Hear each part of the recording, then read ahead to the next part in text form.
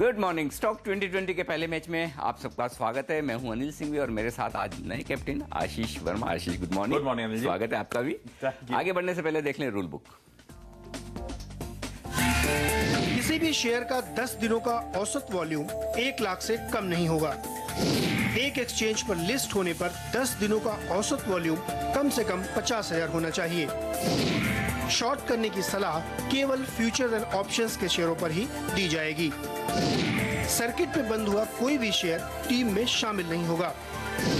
10 रुपए से कम के किसी भी शेयर पर कोई सलाह नहीं दी जाएगी। फ्री हिट सेगमेंट में एक शेयर ऐसा होगा जिसमें नियम कम से कम लागू होंगे, लेकिन ध्यान रखें बिना स्टॉप लॉस के किसी भी शेयर में ट्रेड न करें। और देख लेते हैं किस तरह की पिच है आज, जिसके बेसिस पर आज हमारी टीम्स बनेगी, मैच खेले जाएंगे। अमेरिकी बाजारों में शानदार ट्रेडिंग सेशन एक देखने को मिला है। फिर से अच्छी खासी मजबूती के साथ अमेरिकी बाजार बंद होते हुए दिखे हैं, लेकिन एशियाई बाजारों में साफ तौर पर दबाव है। और आप देख सकते हैं निक्के के बाजार अब लगभग 1.5% के आसपास की कमजोरी, 1.25% की दिखाते हुए बाकी एशियाई बाजार भी कमजोर। और SGX निफ्टी जो हरे निशान में था वहां से लाल निशान में आता हुआ दिख रहा है। इसकी वजह यह कि अमेरिकी बाजारों में कल बाजार बंद होने के बाद एक नेगेटिव खबर आती हुई दिखी है। डेट्रॉइट एक वहां की म्युनिसिपल कॉर्पोरेशन है जिसने एक बैंकरप्सी फाइल की है और ऐसा समझा जा रहा है कि अब तक की सबसे बड़ी बैंकरप्सी में से एक है। और अगर अमेरिकी बाजारों में आप देखें तो सारे दिग्गज शेयर एप्पल, माइक्रोसॉफ्ट, गूगल, ये सारे के सारे शेयर 5-5, 6% नीचे मार्केट के बाद ट्रेड करते हुए दिख रहे हैं। उसी का दबाव शायद थोड़ा बहुत एशियाई बाजारों पर पड़ता हुआ दिख रहा है, लेकिन बेहतर यही कि SGX निफ्टी फ्लैट है, ज्यादा कमजोर नहीं। आशीष, ऐसे में क्या करेंगे? अंडरकरंट स्ट्रांग है क्योंकि कल हमने एक स्मार्ट शॉर्ट कवरिंग रैली देखी थी लेटर हाफ में सेशन क्लोज होने से पहले, लेकिन जिस तरह से अब आप एशियाई बाजारों से संकेत देख रहे हैं, थोड़ा सा टीम में एक मिक्स रुझान रखने की जरूरत होगी। तो हम यहाँ पे फोकस बल्लेबाजी पे करेंगे, लेकिन टीम में कुछ गेंदबाज भी होंगे जहाँ पे हमें लगता है शायद अतिरिक्त दबाव देखने को मिले। एक दबाव का एक और रीजन हो सकता है, जो कल बॉन्ड बाइंग प्रोग्राम था सरकार का, वो कुछ हद तक फेल होता हुआ नजर आया, तो उसको लेकर कुछ कंसर्न्स अब रेस करे जा रहे हैं। हालांकि एक बात फॉर श्योर है, TCS के बेहतरीन रिजल्ट्स के बाद IT फोकस में रहेगा। रिलायंस इंडस्ट्रीज के रिजल्ट्स शाम को आने वाले हैं, तो उसके लेकर भी थोड़ा सा नर्वसनेस क्रीप इन जरूर होगी। इस बीच में बल्लेबाजी और गेंदबाजी दोनों पे फोकस होगा। लेकिन आप किस तरह से स्ट्रैटेजाइज करने की सलाह दे रहे हैं? बिल्कुल सहमत है आपकी रणनीति के साथ, और हमें भी लगता है कि अंडर करंट काफी स्ट्रॉन्ग है और उस लिहाज से कमजोर खुले तो वहीं पर खरीदारी के मौके होंगे। 6000 के नीचे निफ्टी जाएगा, इसकी संभावना काफी कम है। भले ही अमेरिकी बाजारों से संकेत थोड़े बहुत मार्केट के बाद खराब आते हुए दिख रहे हैं, हमारे यहाँ पैनिक नहीं होगा ऐसा लग रहा है। और उसके साथ ही आपके सेक्टर की कंपनी इन्फोसिस के बाद अब TCS जैसे दिग्गज ने खुश किया, तो उसे भी हम सेलिब्रेट करने की कोशिश करेंगे। तो कुल मिलाकर बल्लेबाजी करने का ही रुझान ज्यादा है। एक आध गेंदबाज रख लेंगे। आप बताइए शुरुआत किसके साथ कर रहे हैं? सेलिब्रेशन के साथ ही करना चाहेंगे, क्योंकि आपने मेंशन करा है कि TCS के बेहतरीन रिजल्ट्स आए। हमें लगता है IT एज अ पैक आज ट्रेड में शायद फोकस में रहे।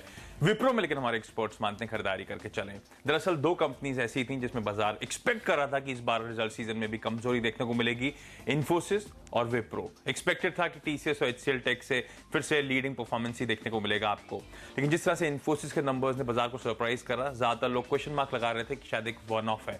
TCS को लेकर दिक्कत की बात यह थी कि वैसे ही एग्रेसिव स्ट्रीट एस्टिमेट्स थे, उस पर बीट करना, उसको आउट परफॉर्म करना TCS के लिए एक चैलेंजिंग टास्क था।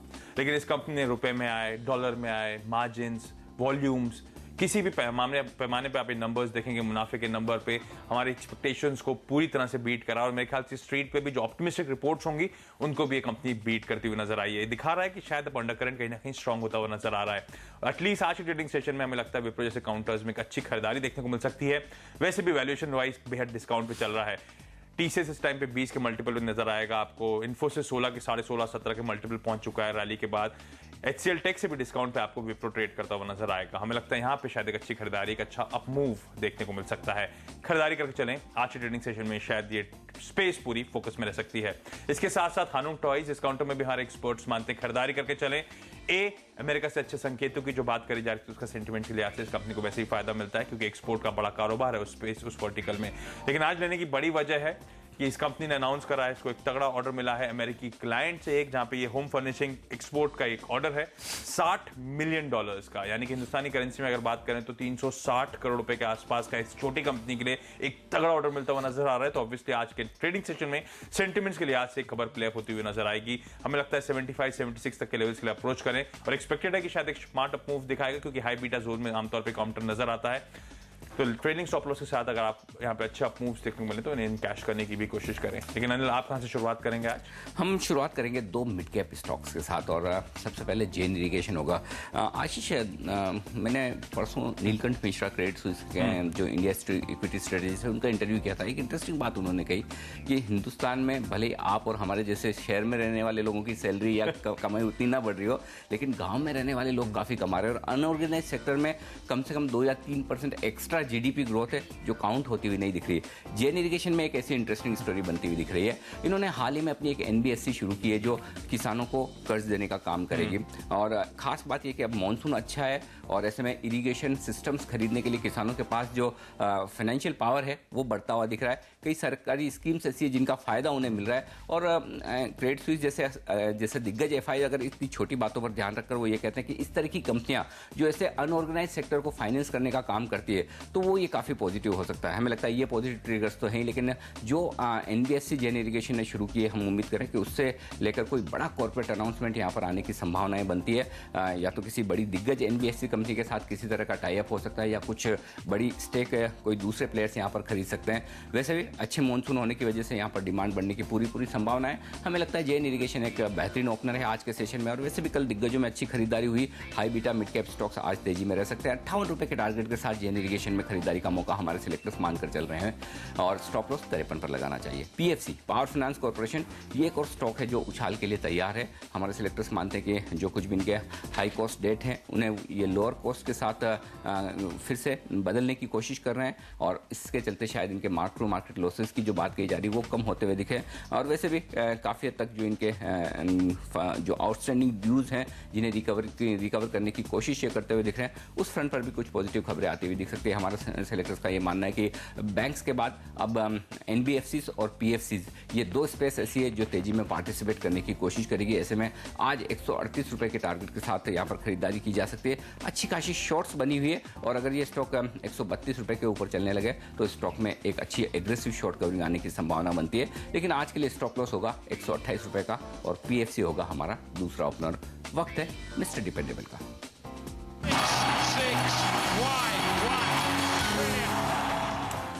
हमें लगता है आज की ट्रेडिंग सेशन में रेलवे स्टॉक्स एक बार फिर से फोकस में आते हुए नजर आ सकते हैं। टी टाइगर वैगन्स वो खिलाड़ी जिसमें हमारे एक्सपर्ट्स आज दाव लगाने की सलाह दे रहे हैं। अब बस बहुत स्ट्रांग हो रहा है कि रेलवे शायद एक बार फिर से किराए बढ़ाता हुआ नजर आएगा। वो उसका फायदा सेंटिमेंटली इन तमाम कंपनीज को मिलता हुआ नजर आएगा। हालांकि जो फ्यूल में दरें बढ़ती हुई नजर आई हैं, कच्चा माल की लागत जो रेलवे के लिए बढ़ रही है उसको पास ऑन करने की कोशिश होगी, लेकिन सेंटिमेंट्स के लिहाज से इस पूरे स्पेस पे वो प्ले अप होता हुआ नजर आएगा। दूसरा इंटरेस्टिंग साइड है कालिंदी रेल को लेकर जो अब टेक ओवर बैटल समझ में आ रहा है, सामने आ रहा है। एग्रेशन अब वहां पे सीधे दिखने को मिल रहा है और दिखा रहा है कि किस तरह की वैल्यू है इन तमाम रेलवे कंपनीज में जिसके लिए बाजार में काफी सारे प्लेयर्स एग्रेसिव हो रहे हैं। इंटरेस्टिंगली कल बाजार बंद होने के बाद एक और रेलवे से जुड़ी कंपनी बीएमएल ने एक तगड़े ऑर्डर की घोषणा करी। हालांकि दिल्ली मेट्रो से ऑर्डर मिलता हुआ नजर आ रहा है, लेकिन अब कहीं ना कहीं संकेत आ रहे हैं कि स्पेस को लेकर ऑप्टिमिज्म शायद स्ट्रीट में बिल्ड इन होता हुआ नजर आएगा। प्राइसेस में अब तक सिर्फ मेरे ख्याल से कालिंदी रेल को छोड़ के प्राइसिंग में कोई खास एक्शन आपने नहीं देखा होगा ऑफ लेट, लेकिन हमें लगता है जिस तरह की तगड़ी पिटाई हो चुकी है, जिस तरह की कंसर्न्स पूरी तरह से प्राइस नजर आती हैं और अब कुछ हद तक जो सेंटिमेंट्स बदलते हुए नजर आ रहे हैं इस पूरे स्पेस के लिए, ये कंपनीज अब शायद ट्रेड में फोकस में आती हुई नजर आ रही है और इस पूरे स्पेस में हमें लगता है टीटागढ़ वैगन्स एक सेफर बेट देखने को मिल सकती है। लीडर है जिस स्पेस में ऑपरेट करती है। 94 तक के लेवल्स के लिए अप्रोच करें। इनफैक्ट हमें लगता है शायद आज की ट्रेडिंग सेशन में अगर एक्चुअली रेलवे स्टॉक्स वाकई ट्रेड में फोकस में आते हैं तो इस काउंटर में 96 से 98 तक के रेंज तक जाने का दमखम नजर आता है। खरीदारी करें, पहला लेवल 9350 94 का। लेकिन अनिल, आपका भरोसेमंद खिलाड़ी आज के लिए बायोकॉन ये होगा हमारा भरोसेमंद बल्लेबाज और भरोसेमंद इसलिए क्योंकि यहाँ पर आपको एक पोजिशनल कॉल लेना है और अगले कुछ दिनों के लिए खरीदारी करनी है।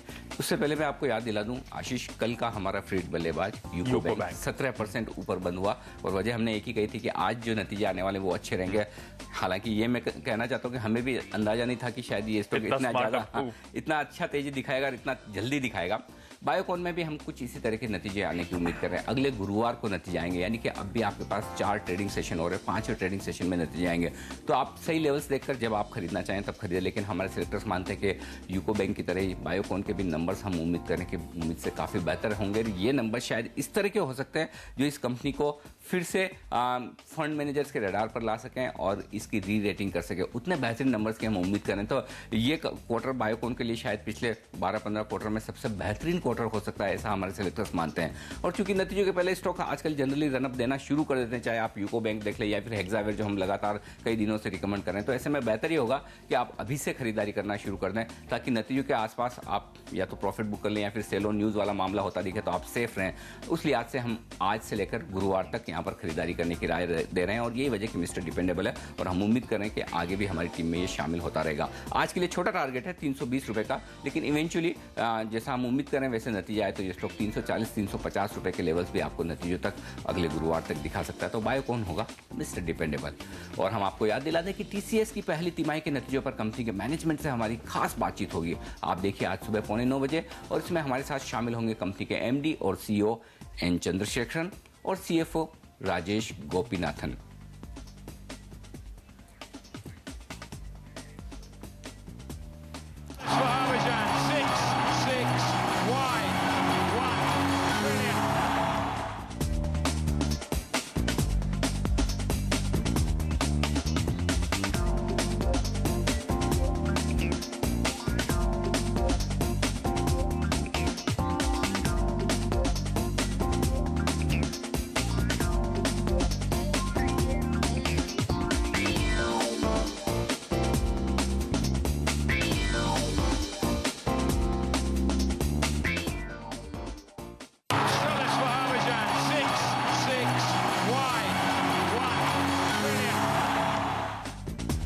ब्रेक के बाद आपका स्वागत है और अब वक्त है कि हम दोनों की टीम्स के मिडिल ऑर्डर खिलाड़ी जाने, और यहाँ पे मैं फोकस करना चाहूंगा बिकवाली और खरीदारी दोनों पर ही। शुरुआत लेकिन एक खरीदारी की सलाह के साथ मुथूट फाइनेंस। इस काउंटर में लगता है लेवल्स के आसपास शायद एक अच्छी खासी बाइंग आती हुई नजर आएगी। इंटरेस्टिंगली कल के ट्रेडिंग सेशन में आपने ध्यान दोगे तो मनरापुरम जनरल फाइनेंस में एक अच्छी इन्फॉर्म्ड बाइंग देखने को मिली थी और वो स्टॉक शायद अपर सर्किट पे जाके लॉक होता हुआ नजर आया था।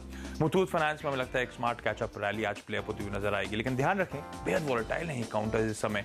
स्ट्रिक्ट स्टॉप लॉस के साथ भी इस पोजीशन को आप अप्रोच करें। 103 और 105 तक के लेवल्स तक अप्रोच करने की सलाह खरीदारी करें। रिलायंस कम्युनिकेशन, लेकिन इस काउंटर में आज के ट्रेडिंग सेशन में हमारे एक्सपर्ट्स मानते हैं बिकवाली करें। 140-145 के लेवल्स के आसपास ऑलरेडी काउंटर ट्रेड कर रहा है। इन लेवल्स के आसपास हमें लगता है हल्की मुनाफासूली देखने को मिलेगी। दिक्कत की बात इस काउंटर के साथ है कि अनिल अंबानी को लेकर जो हेयरिंग है उसको लेकर भी ओवरहैंग आज की ट्रेडिंग सेशन में बनता हुआ नजर आएगा। दरों में कटौती होती हुई नजर आ रही है। एग्रेसिव कॉम्पिटिशन अब इस स्पेस में एक बार फिर से देखने को मिल रहा है। हालांकि रिलायंस कम्युनिकेशन को जो ड्राइव कर रहा है री-रेटिंग होती हुई नजर आ रही है। 70 के लेवल्स अब 145 के लेवल्स तक आ चुका है ऑलरेडी काउंटर। वो जो न्यूज फ्लोज न्यूज ट्रिकल इन होते हुए नजर आए, खासतौर पर रिलायंस जियो के साथ जो करार हुआ उसके बाद अच्छी खासी री-रेटिंग हुई है। हमें लगता है टेम्पररी ब्लिप लेकिन इस रैली में जरूर आता हुआ नजर आ सकता है।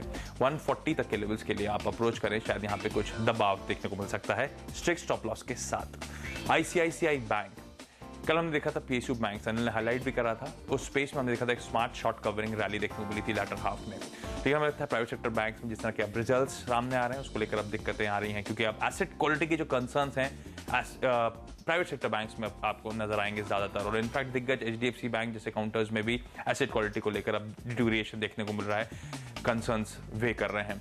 हमें लगता है आईसीआईसीआई बैंक को इनफैक्ट तमाम प्राइवेट सेक्टर बैंकिंग स्पेस के काउंटर्स में शायद आज ट्रेडिंग सेशन में दबाव देखने को मिल सकता है, क्योंकि अब कुछ स्मार्टर वॉइसेस कंसर्न्स उठा रही हैं शायद आरबीआई की पॉलिसी में दरों में बढ़ोतरी ना हो तो कहीं सीआरआर बढ़ता हुआ नजर ना आए, उसको लेकर भी कुछ दिक्कतें सामने आ सकती हैं। आईसीआईसीआई बैंक में 960 तक के लेवल्स की अप्रोच करें, और गिवन द बैकड्रॉप की एशिया में आज कमजोरी देखने को मिल रही है, कुछ पॉकेट्स ऑब्वियसली आपको दबाव के साथ ट्रेड करती हुई नजर आएंगी। तो ये तमाम काउंटर्स हैं जिसमें आपको बिकवाली करनी चाहिए। लेकिन अनिल, आप कहाँ पे मिडिल ऑर्डर में फोकस कर रहे हैं? बिल्कुल बल्लेबाज होंगे आशीष, और दो इंटरेस्टिंग बल्लेबाज रियल स्टेट स्पेस से, लेकिन हाई बीटा नहीं है, और दोनों ही जगह बड़े एफआई ब्रोकिंग हाउसेस बुलिश होते हुए दिख रहे हैं। पहले उतारेंगे हम यहाँ पर शोभा डेवलपर्स, और शोभा डेवलपर्स पर आज एक इंटरेस्टिंग रिपोर्ट है गोल्डमैन सैक्स की तरफ से। उन्होंने अपनी एशिया कन्विक्शन लिस्ट में इस स्टॉक को शामिल किया है, और लेकिन इंटरेस्टिंग बात है जो लक्ष्य गोल्डमैन की तरफ से आया है वो है 536 रुपए का, यानी कि यहाँ से भी लगभग 200 रुपए से ज्यादा की तेजी का ऊपर का टारगेट वो शोभा डेवलपर्स के लिए मानकर चल रहे हैं। और generally IT real estate space में लोग मानते हैं कि अगर क्वालिटी वाइज टॉप 3 कंपनी आपको कोई लेनी हो तो शोभा डेवलपर्स उसमें मैनेजमेंट क्वालिटी के लिहाज से, फंडामेंटल के लिहाज से आती है। और अगर गोल्डमैन जैसे बड़े दिग्गज एफआई इतना एग्रेसिव टारगेट रख रहे हैं 536 रुपए का, तो एक खरीदारी का मौका आज बनता है। इस रिपोर्ट का इंपैक्ट पड़ता हुआ नजर आ सकता है। सेंटीमेंट के लिहाज से 325 रुपए का लगाएं स्टॉप लॉस, खरीदें 345 के टारगेट के लिए। और दूसरा स्टॉक होगा प्रेस्टीज एस्टेट्स, ये भी इसी मार्केट की सदर्न मार्केट की कंपनी, बैंगलोर बेस्ड है। और यहाँ पर भी आज एक अच्छी रिपोर्ट आती हुई दिखी और ये रिपोर्ट आई है यूबीएस की तरफ से। और ये रिपोर्ट इसलिए सिग्निफिकेंट है, यूबीएस की पहले रेटिंग थी यहाँ पर बिक वाली की, बिक वाली से उन्होंने रेटिंग बदलकर सीधा बाय की है, यानी कि अच्छा खासा अपग्रेड किया है। और इस अपग्रेड के साथ टारगेट जो दिया है वो काफी एग्रेसिव है, 186 रुपए का। यहाँ से भी 50-55 रुपए के आसपास की अपसाइड उन्हें नजर आ रही है। जाहिर सी बात है कि यूबीएस जैसे दिग्गज एफआई अगर इस तरह की छोटी कंपनियों पर बुलिश होते हुए दिख रहे हैं और रेटिंग इतना अपग्रेड कर रहे हैं, उसका इंपैक्ट दिख सकता है। 140 रुपए के टारगेट के साथ खरीदें आप, 130 का लगाएं स्टॉप लॉस।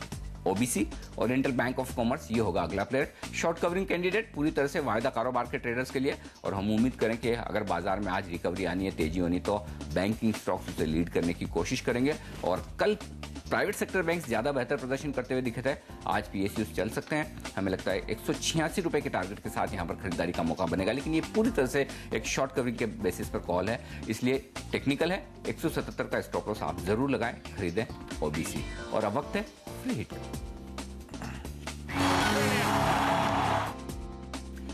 एक और आईटी कंपनी हीलियस एंड मैथिसन को आज हमारे एक्सपर्ट्स मान रहे हैं फ्री हिट के तौर पर उतारने की सलाह है उनकी तरफ से। आपको याद होगा जब इन्फोसिस ने अपने रिजल्ट्स घोषित करे थे, तमाम आईटी स्टॉक्स में एक बेहतरीन रैली देखने को मिली थी। आज भी एक सिमिलर एक्सपेक्टेड होता हुआ नजर आएगा जब टीसीएस के रिजल्ट्स के बाद हम देखेंगे इस पूरे सेक्टर की एक बार फिर से रीरेटिंग होती हुई नजर आ सकती है। टीसीएस का जो मुनाफा 15.5% के आसपास बढ़ा है, वो तमाम ब्रोकिंग हाउस के स्ट्रीट के एस्टिमेट्स थे, उससे आपको बेहतर परफॉर्मेंस देखने को मिल रहा है। इससे सारे लार्ज कैप्स और मिड कैप्स आईटी स्टॉक्स शायद आज परफॉर्म करते हुए नजर आए, लेकिन हमारे experts mid cap IT space को लेकर ज्यादा बुलिश हैं लार्ज कैप स्पेस के वनस्पत, और उसमें भी उनका मानना है कि हीलियस एंड मैथिसन वो काउंटर हो सकता है जहां पे आप खरीदारी करके चलें। दरअसल ये एक डेट फ्री कंपनी है जो कि बीएसई और एनएसई दोनों इंपॉर्टेंट एक्सचेंजेस पे लिस्टेड है। इसके साथ साथ इसकी जो अमेरिकी सब्सिडरी है वो नैस्डैक में लिस्टेड है। इस कंपनी को लेकर बहुत स्ट्रॉन्ग बज भी सामने आ रहा है। खबरें ऐसी आ रही है कि कैपजेमिनी शायद इस कंपनी में करीब 24% के आसपास का हिस्सा खरीद सकती है। हालांकि एग्जैक्ट अमाउंट क्या है, किन वैल्यूएशन पे डील होगी, उसकी ज्यादा डिटेलिंग हमारे पास इस समय नहीं है, लेकिन ऑब्वियसली अगर कोई दिग्गज कंपनी इस कंपनी में हिस्सेदारी खरीदती हुई नजर आएगी तो काफी बड़ा पॉजिटिव हो सकता है। आसान शब्दों में तगड़े रेवेन्यूज में ट्रांसलेट होता हुआ नजर आएगा इस कंपनी के लिए। वैसे भी अमेरिकन मार्केट्स एक स्मार्ट रिकवरी दिखा रहे हैं और आईटी सेक्टर को उसका खासा फायदा मिलता हुआ नजर आता है। हीलियस एंड मैथिसन जिस कंपनी की हम आज बात करें उसके कुल रेवेन्यूज का 70% अमेरिकन मार्केट से आता है, तो खासा फायदा मिलेगा। कमजोर रुपए का भी फायदा इन तमाम कंपनीज को मिलता हुआ नजर आएगा, जो क्वार्टरली रिजल्ट्स में अब रिफ्लेक्ट करना ऑलरेडी शुरू हो चुका है। और इस स्पेस में भी कमजोर रुपए का फायदा मिड कैप और स्मॉल कैप कंपनीज को ज्यादा मिलेगा, जहां पे इनकी पोजीशन जो होती है नेकेड होती है, ज्यादा हेजिंग स्ट्रेटजीज फॉलो नहीं करते हैं। इनफैक्ट इसके वैल्यूएशन भी इंटरेस्टिंग है। इस टाइम पे ये अपनी बुक वैल्यू जो कि 117 रुपए के आसपास की है, उससे आधे दाम पे आपको ट्रेड करता हुआ नजर आएगा। स्टॉक बुल ग्रिप में नजर आ रहा है, अपने 52 वीक हाई से केवल 80 पैसे दूर है, तो ऑब्वियसली यहां पे कुछ इन्फॉर्म्ड बाइंग भी होती हुई नजर आ रही है। इस काउंटर में लगातार हम देख रहे हैं। इनफैक्ट प्रमोटर्स भी कंटिन्यूअसली इस कंपनी में अपनी हिस्सेदारी बढ़ा रहे हैं। पिछले एक क्वार्टर में ओपन मार्केट परचेजेस के जरिए प्रमोटर्स ने इस कंपनी में अपना हिस्सा 3% बढ़ाया है। इनफैक्ट सबसे चीपेस्ट आईटी स्टॉक अवेलेबल है इस टाइम पे, केवल 4 के पी मल्टीपल पे ये काउंटर अवेलेबल है।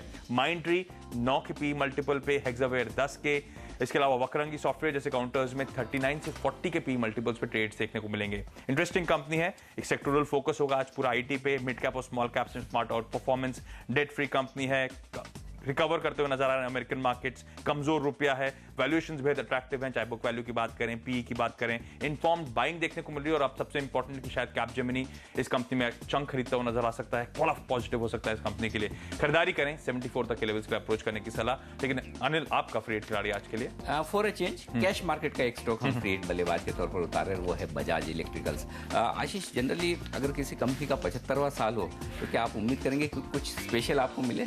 बिल्कुल, और यही वजह कि हमारे सेलेक्टर समझ रहे हैं कि बजाज इलेक्ट्रिकल्स इसका इस साल 75वां जो स्पेशल डिविडेंड, कुछ स्पेशल डिविडेंड या फिर उससे बेहतर करना चाहे तो बोनस एग्जैक्टली क्या हो सकता है हमें पता नहीं, लेकिन हमारे सेलेक्टर से मानने के स्ट्रॉन्ग बस ये है कि बजाज इलेक्ट्रिकल्स को लेकर कुछ बड़े डेवलपमेंट हो सकते हैं। एक डेवलपमेंट का अंदाजा ये सिर्फ अंदाजा है, एग्जैक्टली क्या होगा पता नहीं, लेकिन ये हो सकता है कि कुछ स्पेशल डिविडेंड या बोनस 75वें साल में कंपनी देती हुई नजर आए। इन्वेस्टर फ्रेंडली मानी जाती है, तो उस लिहाज से ऐसा कुछ डेवलपमेंट हो सकता है। लेकिन इसके अलावा जो स्ट्रॉन्ग बज हमारे सिलेक्टर्स मानते हैं वो ये कि कंपनी का जो फैंस और लाइटिंग कारोबार है उसमें फिलिप्स इलेक्ट्रॉनिक्स ये काफ़ी इंटरेस्टेड है, ऐसा समझा जा रहा है। फिलिप्स हालांकि भारतीय बाजारों में पहले से लेकिन उतनी मजबूत पकड़ नहीं बना पाया जितने दूसरे प्लेयर्स हेवेल्स या फिर LG इस तरह की जो कंपनियां IFB जिन्होंने अपनी अच्छी पकड़ बनाई है, तो उनके लिए एक बेहतरीन मौका है कि वो बजाज इलेक्ट्रिकल्स के इस तरह के कारोबार को खरीद ले।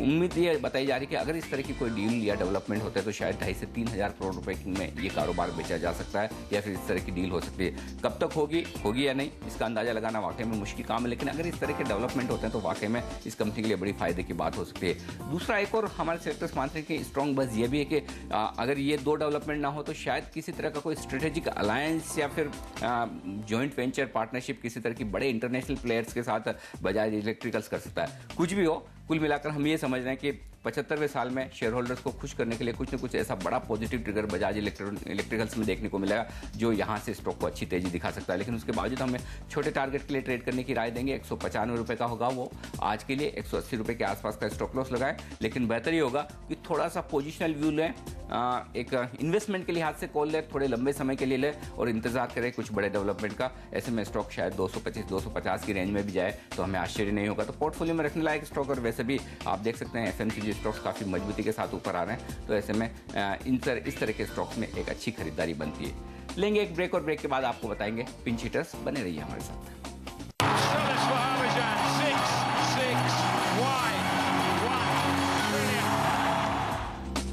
ब्रेक के बाद आपका स्वागत है। अब वक्त है हम दोनों की टीम्स के आखिरी के 3 खिलाड़ी जानने का। ज्योमेट्रिक होगा पहला काउंटर, एक बार फिर से हम एक्सपेक्ट कर रहे हैं ITI एज अ पैक में स्मार्ट रैली। अभी तक इस काउंटर ने पार्टिसिपेट नहीं करा है, 109 तक के लेवल्स के लिए अप्रोच करने की सलाह। यूनिटेक लेकिन हमारे एक्सपर्ट्स पाते बिकवाली करके चल रही है, स्टॉक 20 रुपए के ऊपर अब वापस एक बार ट्रेड करता हुआ नजर आ रहा है। लेवल्स के आसपास शायद एक हल्की मुनाफिसूरी का दबाव आता हुआ नजर आए, 19.5 तक के लेवल्स तक अप्रोच करें, लेकिन ध्यान रखें वॉलेटाइल नजर आ रहा है जिस निफ्टी के ट्रेड्स, तो हमें लगता है स्टॉप लॉस के साथ इन तमाम पोजीशंस को अप्रोच करें, एक स्ट्रिक्ट स्टॉप लॉस रखें। एक्साइड इंडस्ट्रीज एक स्मार्ट रीरेटिंग होती हुई नजर आई थी इस काउंटर की। मार्जिन्स बेहतरीन थे, बाजार उम्मीद से कहीं बेहतर देखने को मिले थे जिसने रिजल्ट्स में घोषित कर रहे थे, लेकिन हमारे एक्सपर्ट कहीं ना कहीं मानते हैं मार्जिन ट्रैक्शन जो है अनसस्टेनेबल है। 16.1% के आसपास इस कंपनी के मार्जिन्स पहुंच गए थे। वो सिर्फ पोर्टफोलियो में रिजेक्ट करने और जो हाल में दरें बढ़ाई थी, प्राइस हाइक्स कर रहे थे रुपए में कमजोरी के चलते, उसका फायदा मिलता हुआ नजर आया था। ये दोनों ही ट्रेंड रिवर्स होते हुए नजर आएंगे और एक्साइड के लिए मुश्किल होगा अपने कॉम्पिटिटर से खासा प्राइसिंग में प्रीमियम रखना। बिकवाली करें, 129 तक के लेवल्स पे अप्रोच करने की सलाह। लेकिन अनिल, आपके आखिरी के 3 खिलाड़ी तो इंटरेस्टिंग बल्लेबाज उतारेंगे। पहले यूको बैंक होगा पहला बल्लेबाज। हमारा कल का फ्री हिट जो 17% चढ़कर बंद हुआ था, लेकिन आज फिर से बल्लेबाजी करने की राय। आज नतीजे आने वाले, हम उम्मीद करें कि नतीजे बेहद शानदार रहेंगे, लेकिन चूंकि स्टॉक में रनअप काफी हो चुका है तो अब यहाँ से रिस्क रिवॉर्ड रेशियो थोड़ा सा रिस्की हो जाता है। ऐसे में स्ट्रिक्ट स्टॉप लॉस या फिर ट्रेलिंग स्टॉप लॉस के साथ ट्रेड करें और नतीजों पर प्रॉफिट बुक करके एक बार निकल जाएं। हम लगातार ये करें कि बाजार के दिग्गज यहाँ पर जिस तरह से खरीदारी करते हुए दिखे और अच्छे नतीजों के दम पर अब भी तेजी हो सकती है। 78 का टारगेट आज के लिए रखकर चले। हेक्सावेयर ये दूसरा स्टॉक होगा जहां पर हमारे सिलेक्टर्स लगातार बुलिश है। 90 रुपए से आप देख लें 105 रुपए तक आ चुका है नतीजों के पहले। हम यही कह रहे थे कि नतीजे शानदार आएंगे। हेक्सावेयर के नतीजे इनफैक्ट बाजार खुलने के पहले ही आ जाएंगे, तो आपको पता चल जाएगा कि आपको ट्रेड करना है या नहीं करना है। 104 के नीचे खुले तो ट्रेड करना ही नहीं है। हम उम्मीद करें कि नंबर्स अच्छे होंगे और अगर नंबर अच्छे हों तो फिर 112-115 रुपए तक स्टॉक जा सकता है। तो उस लिहाज से आप बाजार खुलने के पहले एक कॉल ले सकते हैं नंबर्स कैसे रहते हैं। आखिरी प्लेयर के तौर पर IGL को उतारेंगे और ये होगा हमारा टीम का इकलौता गेंदबाज। और PNGRB के साथ जो मामला चल रहा है उसकी सुनवाई अब टलती हुई नजर आ रही है। अगले हफ्ते डिसाइड होगा कि सुनवाई कब होनी है। एक्चुअली काफी पोजीशंस तेजी की ट्रेडर्स की बनी हुई है। हमने खुद ने भी कई समय तक इस स्टॉक को रिकमेंड किया है, लेकिन अब यहाँ पर एक बार की पोजीशंस हल्की होती हुई दिख सकती है, तो थोड़ा सा बिकवाली का दबाव दिखेगा। लोअर लेवल्स पर फिर से खरीदारी के मौके ढूंढेंगे, लेकिन फिलहाल 290 के टारगेट के साथ बिकवाली करनी चाहिए। 305 का स्टॉप लॉस भी आप जरूर लगा लें। तो पहले मैच में मुझे और आशीष को दीजिए इजाजत। ब्रेक और ब्रेक के बाद होगा एक और शानदार मैच जो खेलेंगे संदीप और हेमंत।